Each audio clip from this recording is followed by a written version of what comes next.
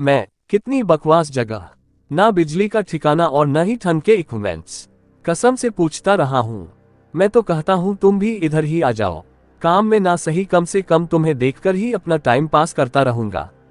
उद्धरण चिन्ह। मैं अपनी पत्नी शालिनी से बातें करता, शाम के सफर को रात की मंजिल तक पहुंचाना, यही मेरा काम था। दिन भर बैठकर मक्खियां मारना और रात को अपनी पत्नी से बातें करना। मैं पेशे से सरकारी डॉक्टर हूं और शहर से मेरा तबादला इस फालतू के गांव में इसलिए हुआ क्योंकि मैं सरकारी दवाइयों की चोरी करता हुआ पकड़ा गया था। बात वैसे सच्ची थी। एक सरकारी डॉक्टर को मिलता ही कितना था, 16-16 घंटे काम और तनख्वाह हथेली भर।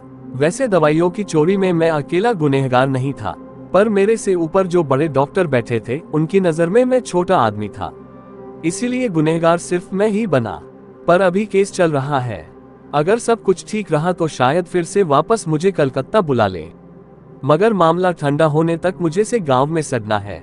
हफ्ते बीत गए मगर एक मरीज यहाँ झांकने तक नहीं आया।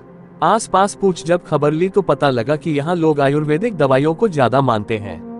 मेरे लिए तो सब अच्छा ही था, खामखा टेंशन कौन पाले। ऐसे ही एक रात मैं अपनी पत्नी शालिनी से बात करके क्लिनिक में ही सोने वाला था कि तभी अचानक क्लिनिक का फोन बजा। फोन की आवाज सुन मैं चौंक गया। मैं क्लिनिक का फोन चलता है। अगर पहले पता होता तो मैं दिन भर अपने फोन का बिल क्यों बढ़ाता। खुद से कहता हूँ फोन उठाने जा ही रहा था कि तभी फोन कट गया।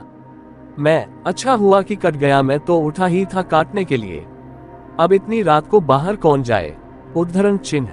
खुद से बड़बड़ाता हुआ मैं वापस कुर्सी पर सोने चल दिया। तभी फोन फिर से बज उठा। मैंने पहले ही सोच लिया था कि फोन उठाते ही पहले मैं भरपेट गाली दूंगा, फिर बिना कुछ सुने फोन काट दूंगा। इस बार भी मेरे फोन उठाने से पहले ही फोन कट गया। रात गहरी हो चुकी थी, इसलिए मैंने इस बीमारी का हल पहले ही ढूंढ लिया। मैंने तुरंत ही फोन की तार काट दी और वापस अपनी कुर्सी की ओर चल पड़ा। मगर इससे पहले मैं चैन से बैठ पाता, फोन फिर से बजने लगा और एक बार फोन की घंटी के साथ मेरे बदन का रोम रोम सिहर उठा। मुझे अब किसी अनहोनी का एहसास होने लगा था। मैं वापस एक बार फिर फोन की ओर बढ़ा। जब मैंने फोन उठाकर देखा तो तार लगी पड़ी थी। ये कैसे मुमकिन था। अभी 1 मिनट पहले तो मैंने फोन की तार निकाली थी और मेरे अलावा पूरे क्लिनिक पर कोई था भी नहीं। फिर ये खुद वापस कैसे जुड़ सकती है।